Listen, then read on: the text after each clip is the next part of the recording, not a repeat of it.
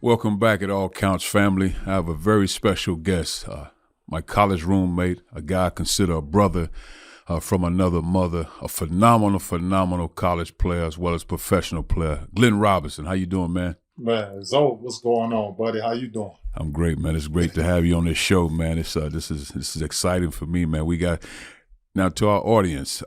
We all family here. We got a lot of stories that we won't reveal to you guys. Some of those stories we'll just talk to you guys with the version that'll help everybody. But man, we had a journey together, man. We were college roommates.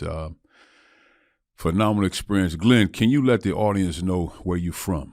Well, first of all, thanks for having me. Thank you. And you know how I feel about you. I love you.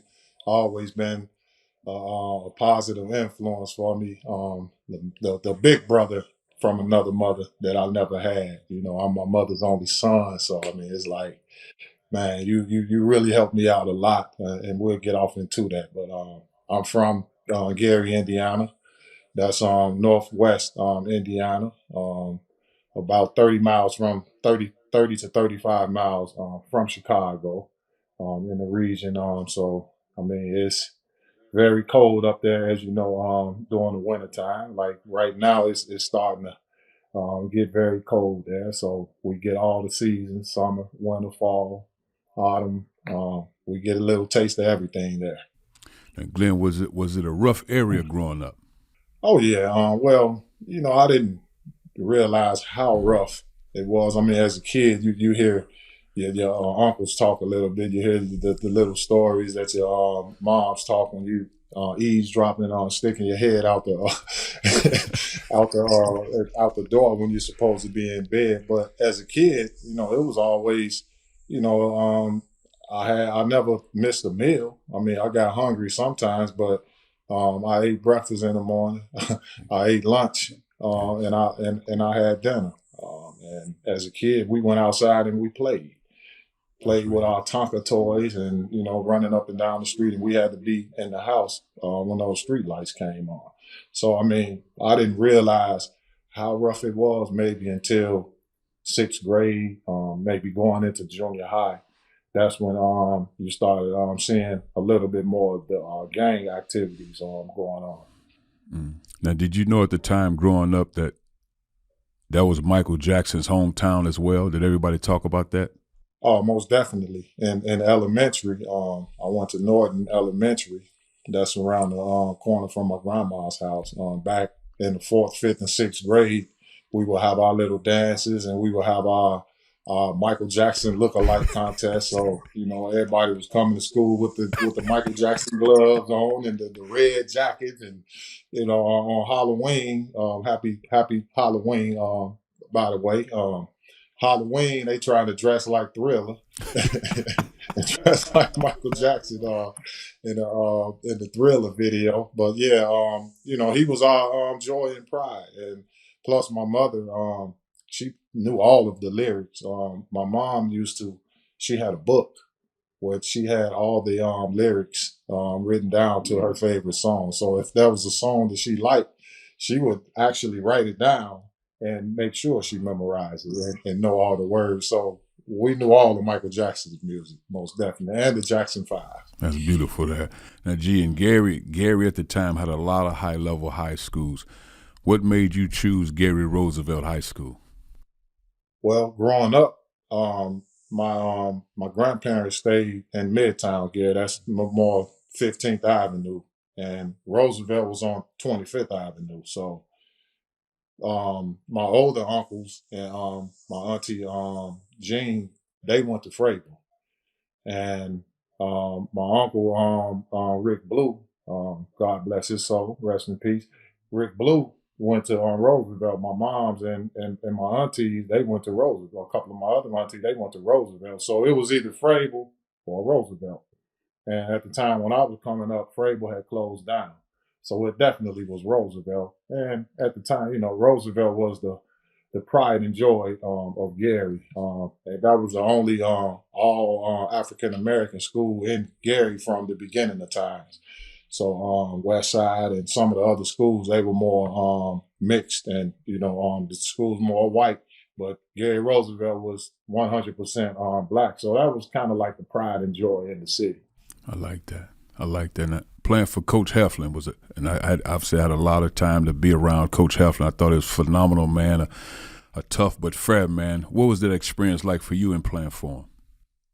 Man, Coach Heflin. I love Coach Heflin. He was always he was the coach in Gary to me that he got respect. No offense to the other coaches, but they were local. Coach Heflin, he was more like statewide. He was nationwide. He had respect outside of Northwest Indiana. So just going into Roosevelt, just knowing that, he was a very powerful guy. But playing for him, he was a hard coach. But Coach Heflin was a comedian, man. He was funny. You can have fun, but you're gonna work hard. He's gonna be honest with you, and it was like that father figure that some of us didn't have outside of being at home. He's gonna make sure you was more of a man um, after you finish with him, because he's gonna teach you how to behave. He's gonna teach you other things besides just playing basketball. He's gonna teach you how to be a man, a better person, and just be more grounded and learn things like discipline. That was one of his favorite words, discipline, and just having some order. So he taught more of that than basketball. We always had talent at Gary Roosevelt. You were one of the top, I think, man, if I'm mistaken, you, Chris Webber, maybe a couple other guys, top 3 or 4 guys in the country. How did you go from that entering Gary Roosevelt to the guy you became leaving high school as one of the top guys? What went into you being successful? How did you do that? AAU.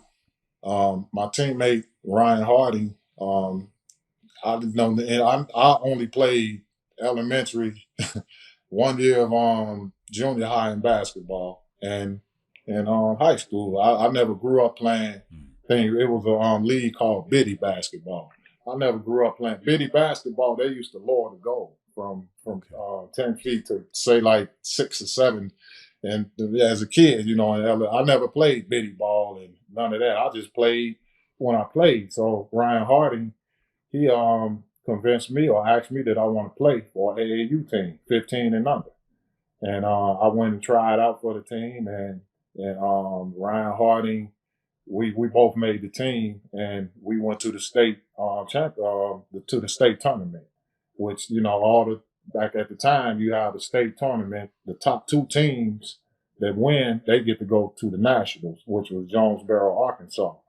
We didn't win, but the winner of the state tournament and the runner up, they could choose 2 players to add to their team to go to the nationals. And Bloomington AAU, they beat us in maybe like the final 4, and our team, and they also beat, I think it was Municipal Gardens. That was the team Allen Henderson was Oh, on. yeah.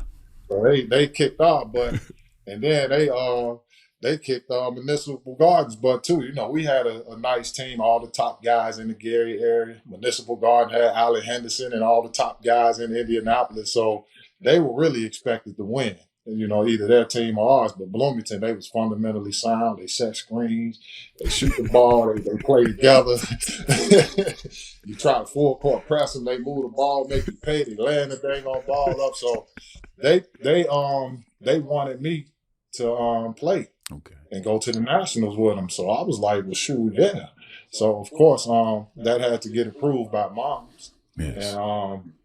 And of course, we didn't have the money or the resources to pay for a flight or anything like that. But my moms and our step pops was able to give me spending money for food every day, and they was able to provide for the flight for me to go out there. So that's how I got national exposure. I don't know what my ratings was going into the nationals, but I came out of there rated pretty high. I can't tell you what number it was, but I was rated pretty high to where I eventually got invited to the McDonald's All American or the ABCD Nike camp. Yeah. That was before McDonald's All American. Ended up getting invited by that, but that was also because the Bloomington team continued to sponsor teams. Yeah. Our team that we played for in Gary, they didn't sponsor the team the next year, so I had a AAU team to play with during the off season. So that's how I continued to play with Bloomington. And our team in Gary, we was only able to go to the state. We didn't make it past the state, but man, we was in the team I played with Bloomington. We was in Vegas in tournaments. We was in tournaments in Dallas. We go to Tennessee. We was traveling around playing in Florida, playing in different places throughout the summer. So I was able to play against players outside of my area. Mm. Gee, now Illinois, for fans that don't know, I'm from Illinois, and Glenn, obviously Indiana, but Illinois state championships were great experience, especially when we got a chance to clash against teams from Chicago. But man, there was something about those Indiana state championship games, especially back when you guys were playing. It was like, one or two classes. I mean, how many classes when you came out, G, your last year? How many classes was it then? It was just one class. Ah, man, that game, you and Allen Henderson, when you guys went to war, I actually watched the whole game. I don't know what was I doing to watch a whole high school game like that. That was a phenomenal game, man. Tell me about that.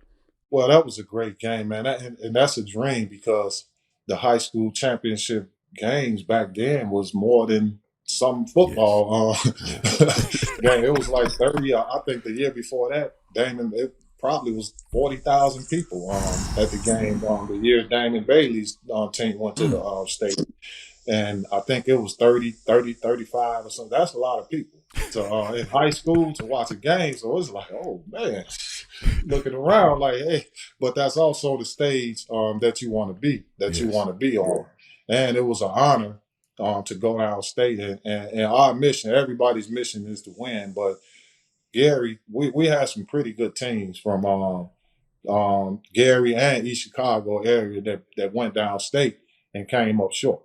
And they should have won. I'm not going to get on the officials on how, the game now, the way you can do the gather step, the 5 steps, and then whatever, I don't know how that works now. Oh, man, that's travel all day. Back then, these kids now will have 20, 25 turnovers, just one player trying to do the gather step back then. But yeah, we was fortunate enough to come out and win. And I felt also that we deserved to win. I think we was 30 or 31 and won. We only had lost one game that season. I just think or thought we had the better team, and we went out there and we showed. And it's not easy going downstate. And once you leave the region, it's like everything, you there's no room for mistakes because we always felt like we was playing against 5 players plus the other 2 or 3 officials. I'm sorry. Now I feel you on that. Now, G, you were a McDonald All-American and you decided and had a great game at McDonald All-American and you decided to choose Purdue University with all the schools in America recruiting. Why Purdue?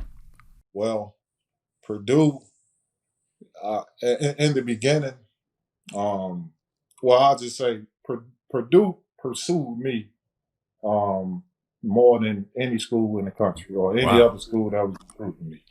I got the most mail from Purdue. I got the most phone calls from Purdue. Wow. I got more calls from Coach Katie than any other head coach. They was on top of me hard, and that was the main thing. The second thing that I was a prop, and the rules had changed back then from Prop 48 to Prop 42, whatever. Can't tell you exactly how it was. I think it was Prop 42 from Prop 48.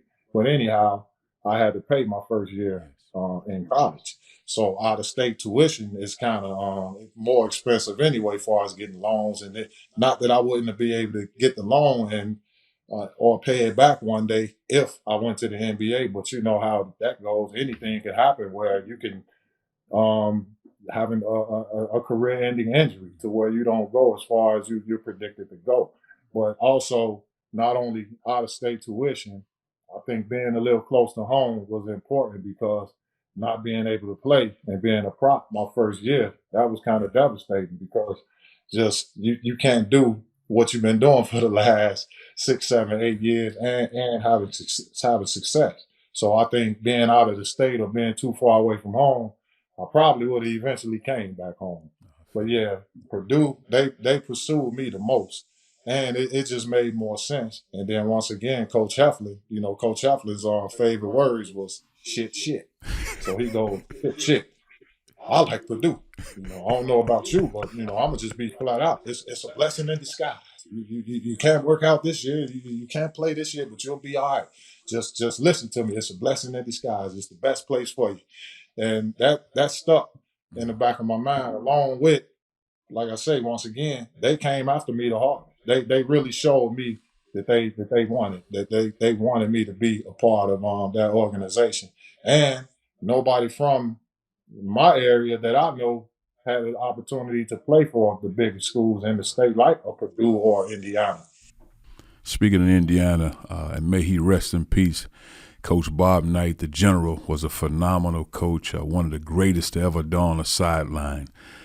So we want to pay respects to Coach Knight and his family. Yes, sir. Did Coach Knight recruit you? I know he did. How was that process? Man, Coach Knight was something else. He had one hell of a personality. Yes, he did. Yeah. He had two personalities, and one of those personalities you didn't want to see. So as a player, if I would have played for him, I would have really tried not to get on that other side. I just would just go out and play as hard as I can, and hopefully I still don't get that ruthless chew out. But Coach Knight, I played for Bloomington AAU, so they got a chance to see me play a little bit from practicing with the team, and so he recruited me a lot. So I got a chance to speak to him a lot, and I mean he's great, man. He's one of the best coaches ever to coach, obviously, but also he can intimidate you a little. I saw one of his practices, and a kid made a mistake, and he blew the whistle and went and put his arm around the kid and said, "Here, son, you go this way, and then you pass the ball this way, and blah, what have you." And the kid made the same mistake the very next possession. So you know how that went. So from that point on, hey, it's like I'm on pins and needles too when I talk to him because I don't want to experience that. But yeah, but also but on a serious note, Coach Knight, I took something from him, and I think it just helped my career because he was the one who told me to commit to Purdue. What you mean? And what happened was he came to Gary Roosevelt to visit. So I had a meeting with him in our office, in Coach Heffler's office. So he comes in, by this time it seems like he was like, all right, man, I'm tired of wasting my time with you. All right, what's going on? Talk to me. So he sits down and goes, so what's man, what's your top five schools? This is how he came, man. He was like, man, what's your top five schools? So, me, I'm 17, 18 years old. I kind of balled up a little bit. I goes on Purdue, Michigan, or Tennessee, or Indiana was kind of like more like fourth on the list. And so he sat there, he kind of took a deep breath, and then he goes, you know what? If Purdue is your number one school, what you need to do is go ahead and commit to them and get serious about trying to get eligible so you can play the next year. Because I'm gonna tell you, if you waste your time visiting all this school, that school, you take all five visits, and you wasting time visiting schools when you know where your number one school is. You need to be focusing on trying to get your SAT scores up. If you don't do that, you will be a prop next year. That scared me. So that fear, just along with him getting on the player's case for not working hard or running the play right, that installed some fear into me. Like, man, I need to listen to him and just go ahead and make my decision because Purdue was going to be my choice anyway, a school that I was going to. So hey, I took his advice. I committed to Purdue and tried the best I could to get that SAT score up so I can be eligible, which I ended up a prop anyway. But it was a blessing in disguise, like Coach Heflin said, because I got a chance, the opportunity to meet a guy like yourself. And little do you know it or not, you helped me out in so many ways with that situation because you was in a similar situation to where you had to go to a prep school. And I remember one day we had a talk, and you goes, man, you think it's tough for you, but look at my road, look at my situation. I was way on the East Coast somewhere, this amount of many miles from home. I didn't have nobody to talk. I didn't have no family. I didn't this or that. At least you can go home on Christmas for a day, or at least you can do this. At least your moms can come down and see you, or your family can come down here and there. And when I started looking at it like that, I was like, wow, you're right. I don't have it as it's not as tough as I'm making it. So just little things like that help me get through. That's powerful. Gee, you just, I go back because I want to touch on your experience as when you were Prop 48 and what were you experiencing at a guy that plays such a high level. Now you got to sit out. But also I just think back when you started saying that it brings good emotions to my soul, man. But just we didn't have a lot, man. We had our beds. We just had enough, and it's a blessing that these young men and women have a lot of things from the standpoint of college opportunities, financial. But we just had the bare minimums, man. To think of that, and we navigated through. We didn't make a lot of excuses. We didn't complain a lot. We just scratched and clawed and found our way, man. But just you going through that Prop 48 year and sitting out, how did that feel? Well, like I said, it was devastating, and from the standpoint of not being able to play, that hurt.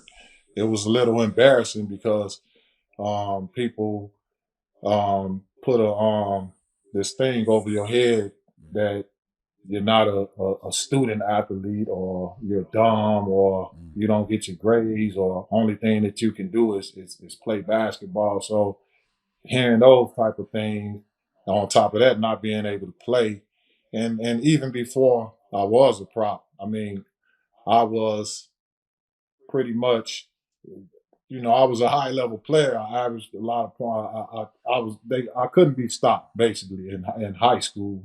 Not in Northwest Indiana, shall I say?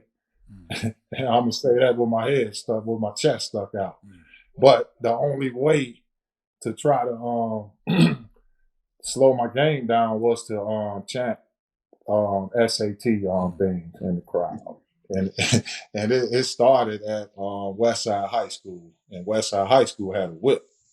They was ranked number 3 in the state. We were ranked number 1, or I think they were 3 or 4. EC Central had a great school too. So that was one way to try to slow me down. I was at the foul line, and this is how it started. They we used to come out to warm up, and we used to say "Ghetto boys, ghetto boys." That was our chant, and I was at the foul line, so the whole West Side stands they start chanting SAT, SAT. We was, I was balling, I was playing well, and our fans. I mean, I kind of looked this way to the right, then I looked to the left, looked at our fan. When the West Side fans was chanting that, you can just see it was like they shot.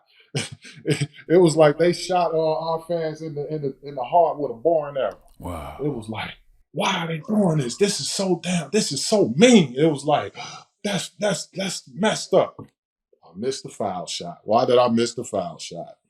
That gave West Side so much They went even energy, and harder. man, they went even harder. For the second foul shot, they started chanting SAT, SAT, SAT. I said, "Oh my God!" I had to make that one. I made that one, but we won the game, and from that point on, when we went to semi-state, I forgot who we played, but the cheerleaders had a sign. So the sign that's facing their crowd is saying say SAT. But the sign, but what it's saying in the back of the sign to where the people behind it says stand up. Yeah, so I mean, but that didn't do nothing but make me go out there and play even harder. So, but going back to in college, like it was hard because people looked at you like, you're a dummy, you don't get the grades, this and that. On top of that, you can't play, you frustrated because of that. You can't get the conditioning on how you want. You can't do the things that you do with the team. The only thing that I could do was go to study hall. When it was time to do the preseason conditioning, like run the mile or run the stadium stairs, which that was your thing, them stairs, you came in first place every time. But I used to have to sit there and watch, just man, just so anxious and eager to get into the action. So I mean that used to hurt. But I had Kenny Williams during the games. I would sit there just like rubbing my hands, just licking my chops, like, man, I want to be out there bad. And Kenny Williams, he had just came in too that year, so he sat out also, coming from the JUCO. So we was able to kind of go through that together.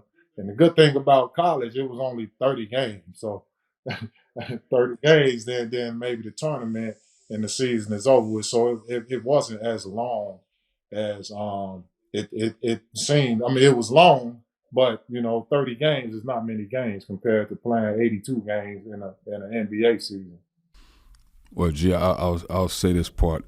In that year you were sitting out, I know you had at least a 3.1 GPA in that at least a 3.1 because we used to be in competition. Now your GPA was higher than mine, but you took a lot of pride in that because I think you heard the noise and you used it to your advantage. So you did a great job in the classroom with that. And again, I tell people all the time at Purdue University, they just don't give you any class to go to as an athlete. You have to go to class and you have to work hard to be successful. And we took a lot of pride in growing as young student athletes as we would learn new vocabulary words. We'd be in the communications courses. All that stuff was great. So you took pride in that. But also what you did a great job of going over to the co-rec. That's where you would get your games in because back then when you were prop, you couldn't work with the team, of course. So you worked out the co-rec and you would play 5-on-5 and you were over there playing the co-rec like this is what I do, just at a high level. But then to see you in your sophomore year playing, I think you averaged 24-9 as a sophomore, and I think you were second team All-American. Then that junior year, you averaged 30 and like 11 rebounds a game, 2 steals, 2 blocks, and phenomenal numbers. I don't think nobody's reached that number since you left college, 30 and 10 plus.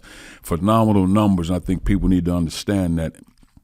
But to do that at such a high level with such consistency, and I'm just going to speak on you right now, you would always, after practice, because people always say, okay, Glenn Robson's a talented player, no one picking the drive, but it was more than that because what you would do is you would get those VHS, and again, for the young listeners, VHS tapes, videotapes, you put them in a VCR.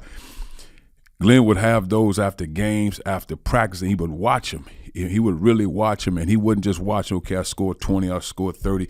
He would watch to see where he made mistakes to try to grow and get better, and he would watch it by himself. So it's not a case of a guy that scored at a high level and just left it there. Whenever we practice again, I'll go to practice. But you competed at a high level in practice. I mean, practice was like a battlefield for you. It was like, I said all the time, that was how you ate. Like when it was on the floor, this is how I got to eat. This is how I'll survive. This is how I'll provide for my family. I want to make sure my mom's life is better. So that's how you performed, even when you practice at such a high level, man. And that's just for me to really give you your flowers, your roses, however you want to look at it right now. Because oftentimes when we going and going and going, we don't get those real pats on the back, those genuine pats on the back. So I just want to give you that, man, because you did do it at a high level and you did it consistently. Well, thank you, man. I appreciate it. And I mean, at the time, I didn't know what I was doing. Um, I didn't come up playing basketball to develop any bad habits, shall I say, or anything. So I didn't know. And a lot of times when you out here doing what you love to do, you don't realize how well you did it until 20 years down the road. So it's just like at the time you feel like this is who I am.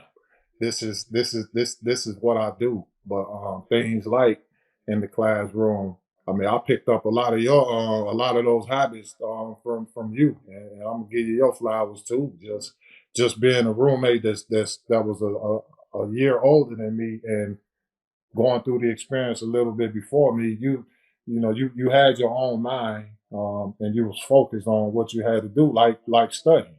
I may come in the dorm room and pop the video game and turn the TV on while you sitting at your desk reading a book. I play that video game for about 3 or 4 minutes, kind of glance over there at you, study, doing what you're supposed to do. Now I turn that game off so fast, and I find myself reading the 5 chapters out of the sociology textbook to study for a test where it's only one question out of the 5 chapters that you read. But the bottom line, we was out there, we was trying, and we was focused on trying to do better, and even playing with the videotapes. Of course, we all watch our moves, what we do, but I was a big fan on trying to steal moves too. Any move that I see from my teammate to somebody on an opposite team, I was never too proud to steal somebody's move if I felt like it would work for me. So a lot of times I was searching for that too, to try to pick up different ways to get better. How could have got the rebound or boxing out or running the floor or defensively, because in high school, I had to change positions. And in high school, 6'7", 6'8", you're a center back then. So they sticking you right in the paint.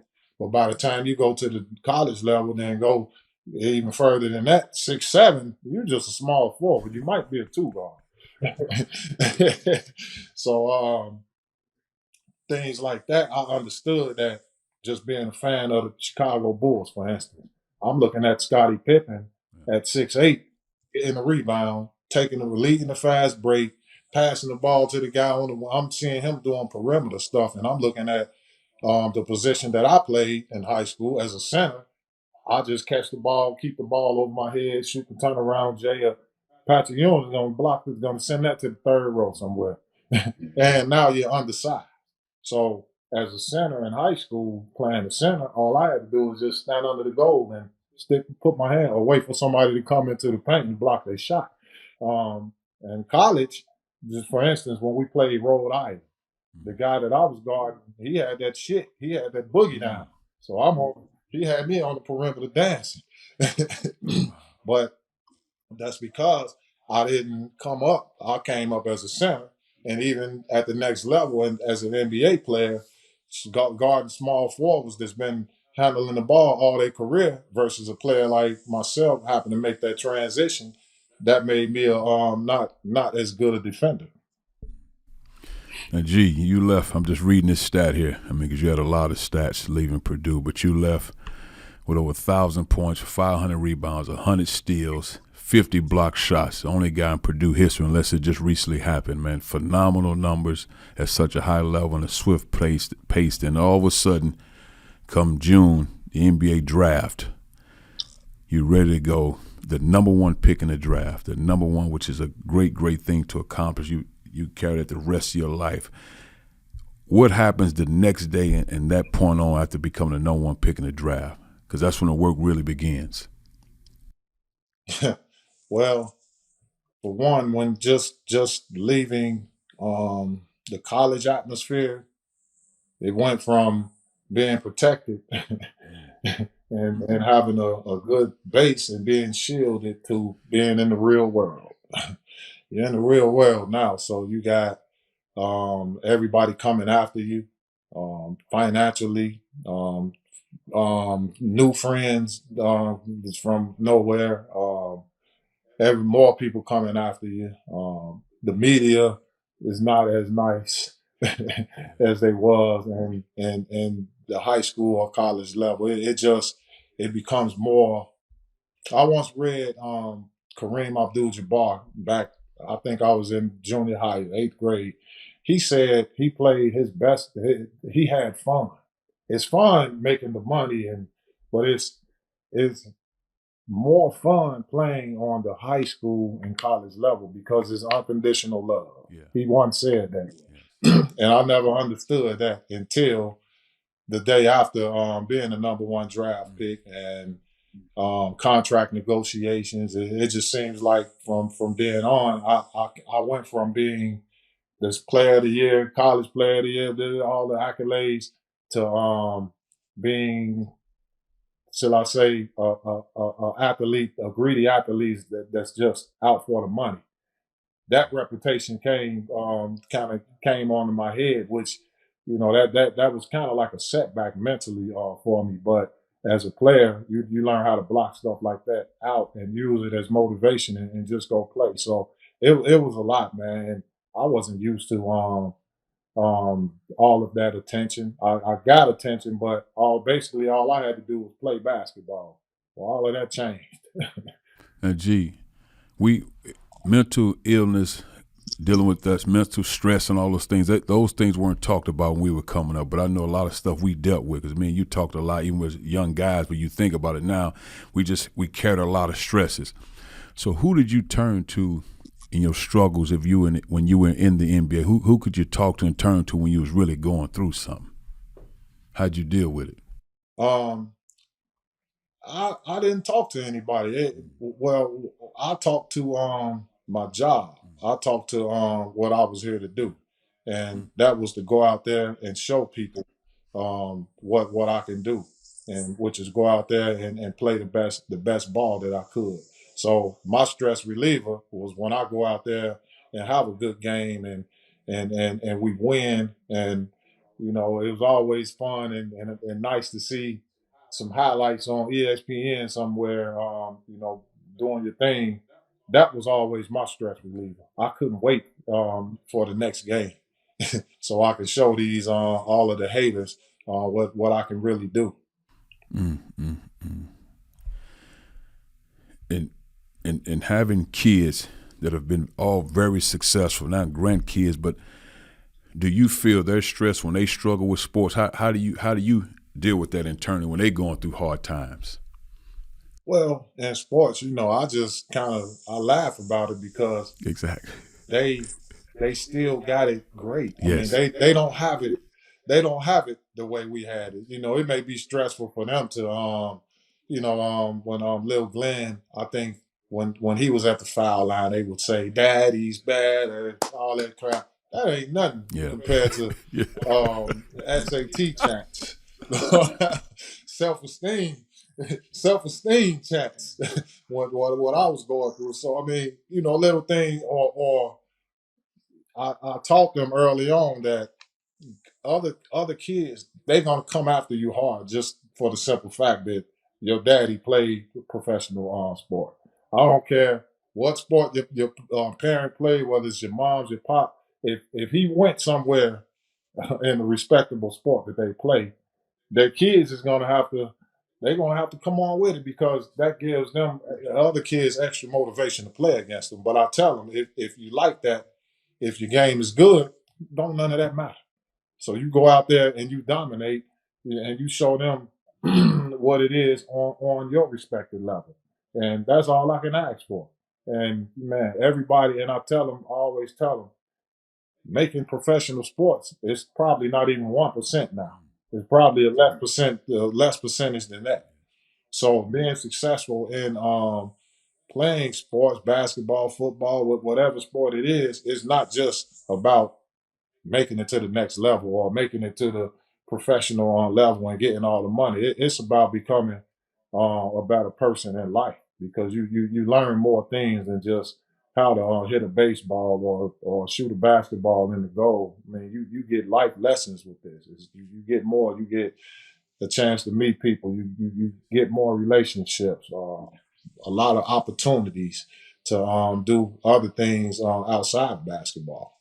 Okay, G. A lot of people, the credit, if you want to give it to somebody else, take it away. But I think you asking for $100 million up, which I thought was great as your college roommate, ended up getting, I think, $68 million contract. But sometimes to hear some people, even some players, say, man, he's demanding a lot of money. He hadn't played a game. Are you kidding me? Like, this is what I'm worth, and this is what you guys are worth as well. You should be asking for the same thing. So I think you blazed the trail, even just demanding that. So I want to give you flowers from that standpoint. But how was it going through that, even asking for that? Well, Dick Vitale was one of the first ones that I heard put the $100 million thing over my Oh, head. that's a You know how blessing. he get hyped. He's going to be the first. He's going to be the first $100 million man, baby. You know, but actually, and me personally, I didn't ask for $100 million. I was advised. That was the advice that I was given from my agent. Which I mean, I can't say he was a bad agent, but it's a lot of things that my agent didn't do. That he didn't do a lot of good things. I should say that. But it was asked for. It was through the advice of that. But also that's the way the market value was going. And you can correct me if I'm wrong, but you know, just thinking back as I can remember, I think Purvis Ellison came out, and I think he got something like maybe 30 something mil, 35, maybe 40 mil. I can't remember his contract, but whatever it was pretty damn good. The next year after that, the Shaq Diesel came out. Shaq Diesel got just say 50 mil or 40 mil. I'm not sure what he got, but what I'm getting at is the market Yes. value of the players getting paid was increasing. The year after that, the C. Weber came out, and I think he got something like 75 mil. I'm not sure about the number, but it was increasing. Yes. So when it was time for Big Dog to come out, that's where the market was, where it was. But it just turned south, and I kind of was in a tough position because Senator Herb Cole. I mean, he's the senator. I mean, you can't win against the senator. Come on, man. You know, but my agent would do things like show up to the meeting. There's a meeting at 4 o'clock, which I wasn't interested or the type of person that even wanted to sit in those meetings. So, but my agent will go and show up 2 hours late. It may be a meeting.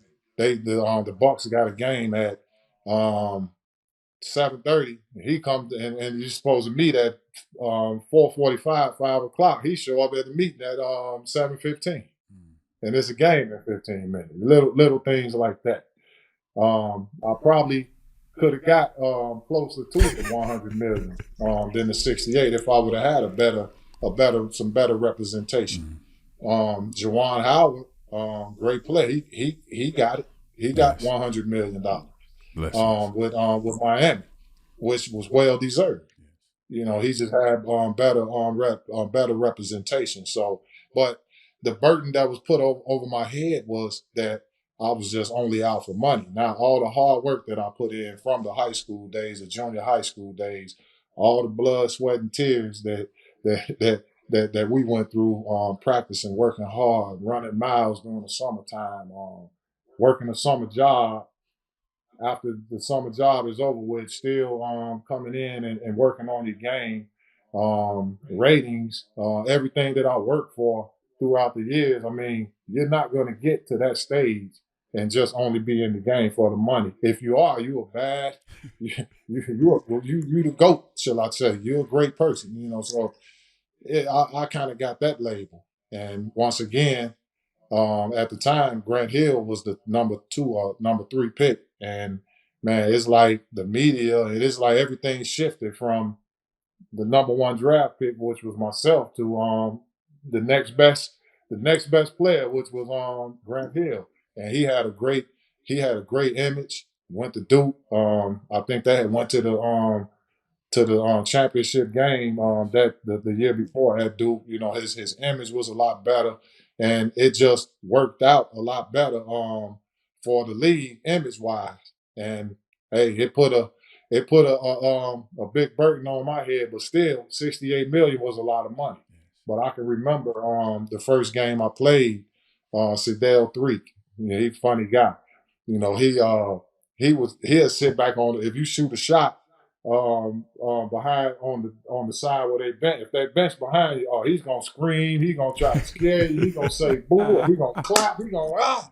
You know what I mean? You miss, he laughing, and So I got an open shot over there, and the first time I got the ball, I goes up to shoot, and he say, "Give me some money," and then I go up to shoot. Then the next time I was over there getting ready, going up for a shot, he started meowing on me. Meow. I said, man, but that was fun.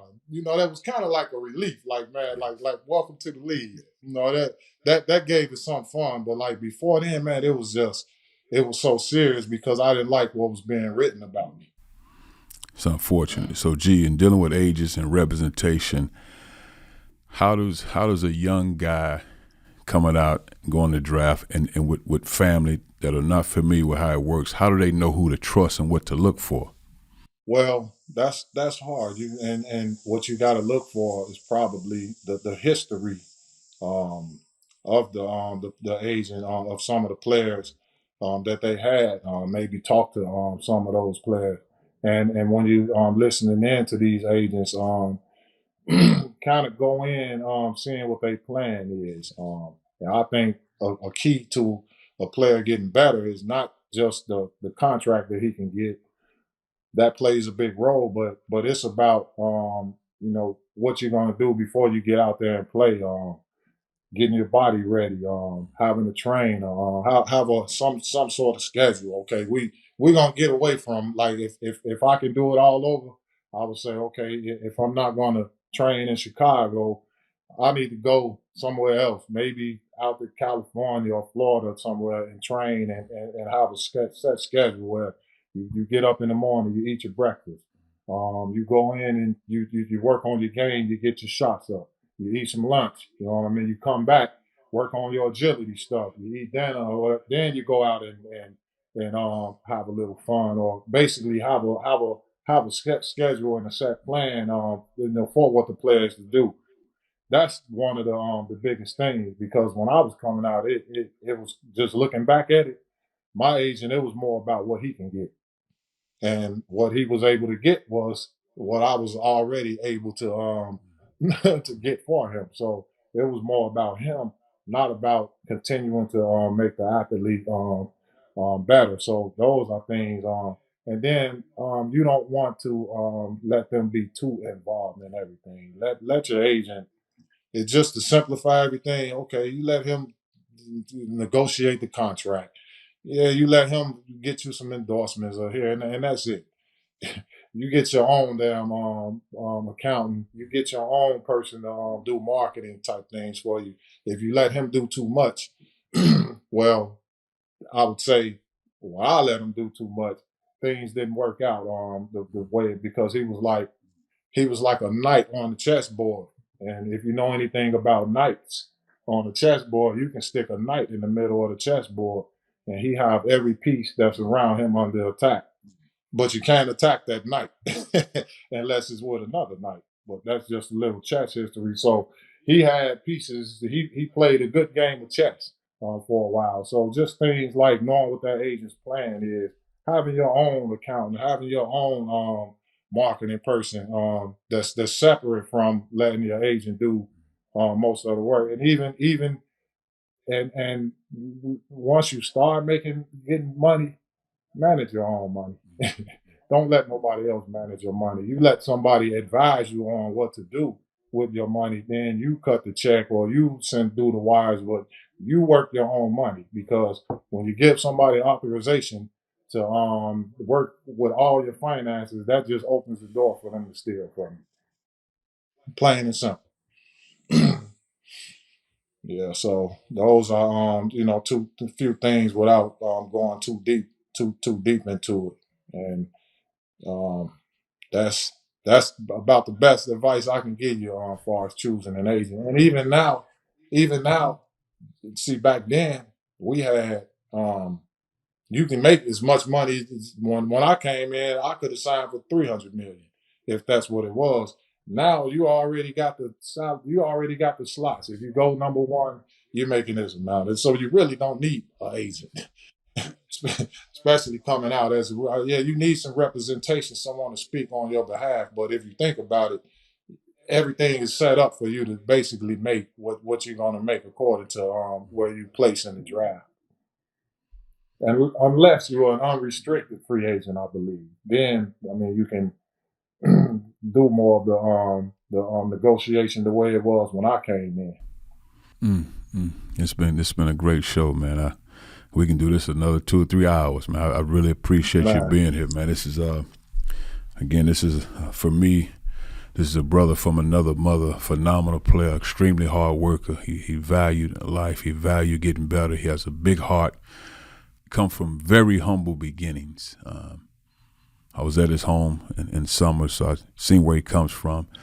His mama was a phenomenal lady, phenomenal, had a great spirit to her, man. We got so many stories. These one of them shows we can go on for hours and hours. I really appreciate what he brought to the table in life, and I want to thank you all.